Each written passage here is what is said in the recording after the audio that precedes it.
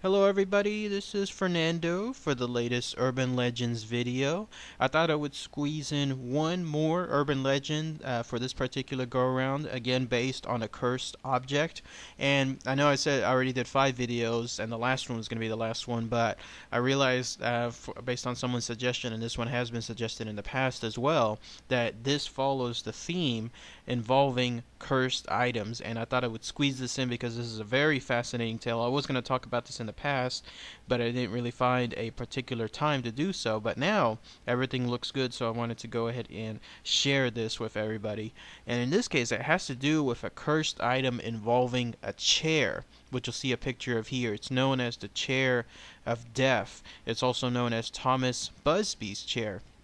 And the reason for this is because the curse is anybody who sits on this chair will then die. Not die of like natural causes, say decades later, but no, actually be killed because this chair carries that curse. So very fascinating stuff, very fascinating tale. And first let's go over the history of how this chair became cursed. And it all involves one gentleman by the name of Thomas Busby. He was someone who was living there in England, which is the location of this chair, and he was living there back in the 1700s, very, very early 1700s. Apparently, he had an argument with his father-in-law, a guy by the name of Daniel Oddy, and they were arguing over his Thomas's wife, a lady by the name of Elizabeth, who was the daughter of Daniel. So it seems like the catalyst was this guy Daniel was arguing about the daughter Elizabeth, and in turn it involved Thomas's favorite chair, and who knows what happened. They probably had a long feud. It's one of those things involving in-laws where it was just probably years and years of a boiling point finally snapping, and was something involving his chair and also involving his wife. That was the point for Thomas. He strangled this guy Daniel right then and there, and he was convicted of it too. So there was no, I guess, other person that they could point the finger to. No, it was Thomas. He was the person that killed this guy Daniel, and then he was convicted and then sentenced to death. By the way, here's where it gets a little confusing because the argument also supposedly involved Daniel sitting on the chair, but I don't know if this chair that was involved in this argument was this one, the actual chair of death, because here's where the tale turns a little bit more confusing.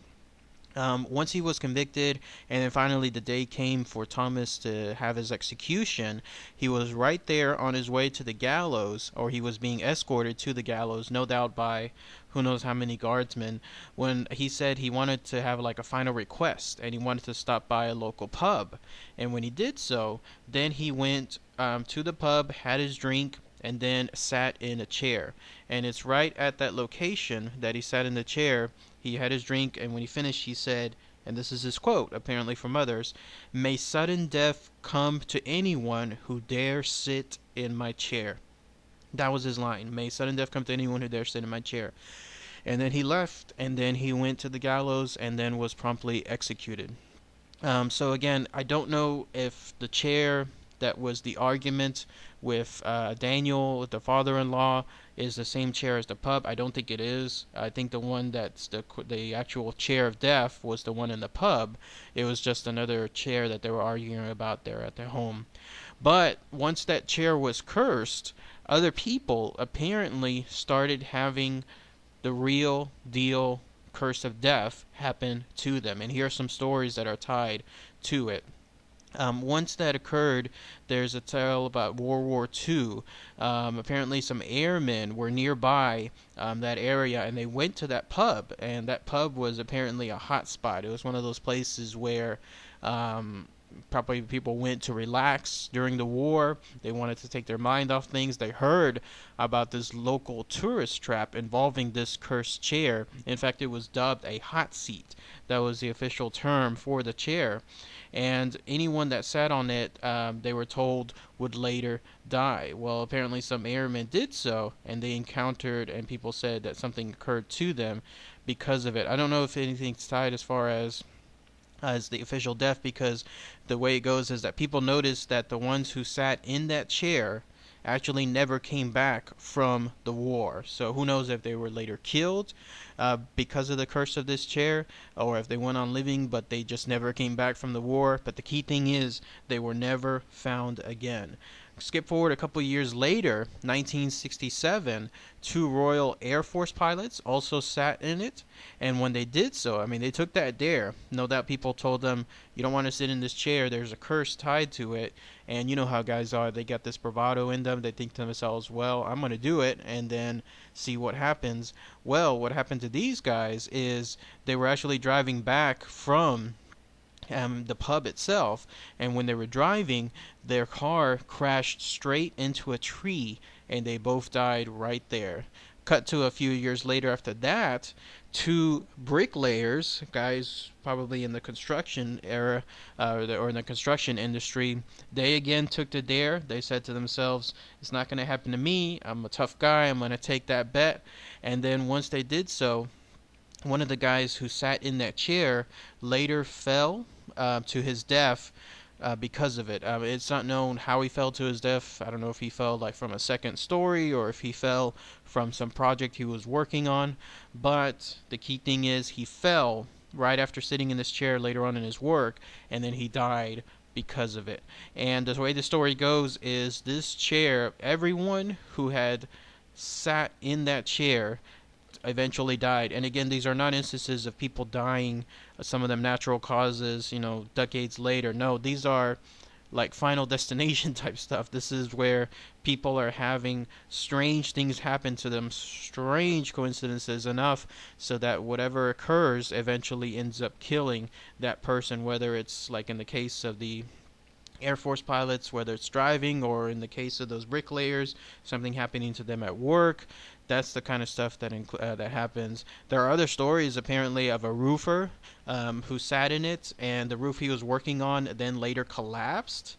So that's another story. There's another one about a cleaning woman. She sat into that chair. First instance apparently of a woman, and when she sat into that chair, she didn't sit on it actually by let's say will, like she didn't volunteer for it. Rather, she was in the pub, she was cleaning the area, and maybe the curse of the chair wanted to claim her, and what had happened was she stumbled. So who knows if she hit like some kind of wet spot right there on the floor, but when she did so, she stumbled, and the poor lady landed right in that chair. Guess what? She sat on it, and the minute she did so, she was apparently later killed by a new brain tumor. So all of a sudden, we have this lady who was just there doing her business, just cleaning the place, and however the curse of this chair works, it wanted to claim yet another life, and when it did so, it caused this lady to slip into it, and then when it did so, she later got a brain tumor. Coincidence maybe that the brain tumor, maybe she had it all along, but who knows? Too many strange stories tied to this chair to ignore it. There was so much hoopla involving this that finally the pub owner, who I'm surprised hasn't been wasn't hit by any kind of lawsuits involving deaths, although it'd be kind of hard to do so because, I mean, how do you claim death from supernatural forces? But the pub owner decided to finally do something about this. They moved it to the basement, so that way nobody could try to sit on it. However, one day there was a delivery man who was there in the pub. He probably was delivering stuff in the basement for the pub owner. He sat on it, and sure enough, and 1 hour later, this poor delivery guy crashed his truck and then died thereafter. And then finally, that was it. The landlord from the pub said, okay, this chair is not staying anywhere inside the pub. They told the person inside the pub to get rid of it. So it was donated to a local museum, and then that's where it currently is. Now here's where the curse probably is still active, but it's no longer applicable. And this is what I mean. The local museum that took the wise route, and what they did was they still have the chair there. People can still visit it. They can still take pictures of it. They can still hang around it. But the one thing they can't do is get anywhere near it. And this is because the museum owner there decided to hang the chair towards the very top of the ceiling, almost in like an unreachable place. In fact, it's 5 feet from the ground to be exact. And the reason they did this, obviously, is because they may not necessarily believe in the curse of anyone sitting in it having some kind of death, some kind of final destination death happening to them soon afterward, but at the same time they don't want to risk it. And sure enough, once they did that and nobody has been able to sit in the chair, guess what? There hasn't been any other death tied to that particular chair. So that's where the curse stands right now. It's still, if you still believe in the curse, it's still there. It's still ongoing. It's just in a void type of place. It's like in a catch-22 situation where you can go visit the chair, but you just can't have any bad luck come to you because you can no longer sit on it. I wonder though if people that have gone to that location, if anybody has tried to actually sit on that, maybe get a ladder or maybe bring the chair down, because it's kind of eerie and fascinating at the same time, the idea that if this truly was a curse and it truly is active, then you're staring at something when you go to that museum that is actively trying to get you to sit on it, but they can't. They can't, no way, no how, because of the way that it's placed on the ceiling. If you're interested in going to that museum too, apparently it's a museum that's located near Sandhutton in North Yorkshire, and that's a place that the museum is located at. So if you go there, if anyone has, it'd be interesting to see if anyone has any idea of other people potentially trying to get into the chair just for the hell of it, just for the fun of it, or if it's truly, truly unreachable.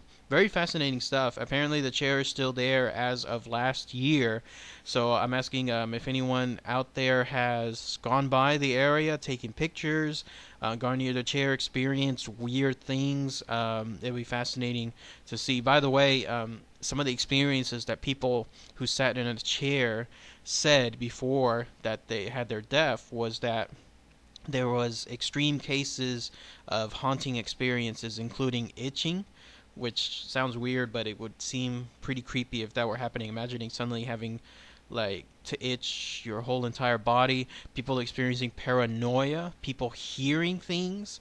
That is creepy in of itself. Imagine starting to hear voices after sitting in that chair. People finding things very, very confusing, like they're losing their mind or something is taking control of them. People noticing after they've sat in the chair that items were being moved shortly around their places or places they lived at or worked at. And then finally, and this is really, really creepy, warnings being written on mirrors and walls about the person's upcoming death. So pretty creepy stuff. This is a chair not to be messed with if the curse is true. So if anyone again goes by that area and is particularly seeing that chair in the museum, it'd be interesting to see anybody that has any tales they can say here, any stories about their visitation, anything along those lines. If I was near that area, I don't know if I would go necessarily go see that chair.